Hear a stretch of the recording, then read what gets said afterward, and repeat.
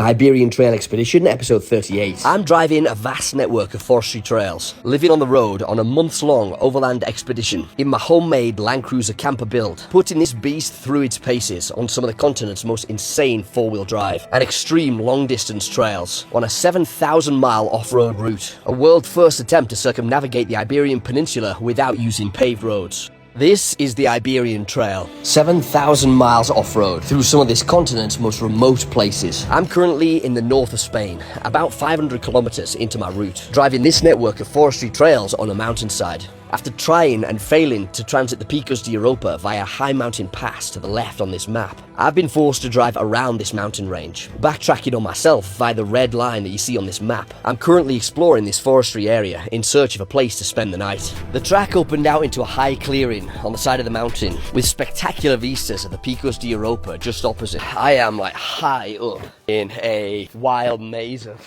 logging trails. I'm looking for a camp spot. I'm searching for a spot to spend the night, and in this wild place, finding one shouldn't be too much of an issue. I pushed on into the track network, hungry and ready to make camp. Keeping to a regular routine of meals is difficult, if not impossible, on a 7,000-mile expedition. And I'm noticing that as I continue to fill out this map, I'm actually losing weight and getting skinnier as a consequence of not eating regular square meals. One of the hazards of the job, as they say. And I know one thing for sure, I'd rather be out here and underweight than sitting at a desk all my life like I used to.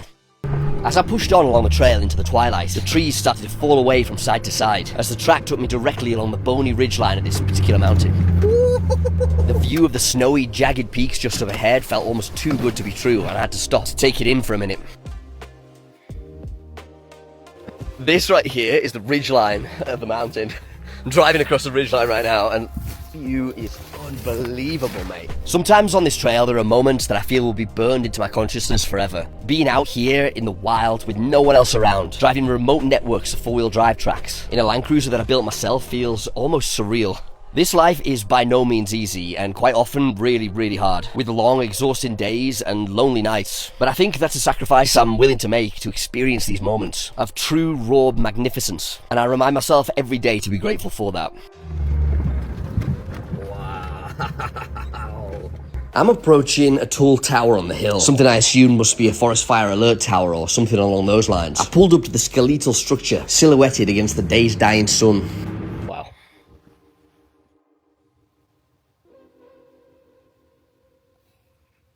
Oh man, I just shit myself thinking that was oil coming out the bottom of the transmission there, but no.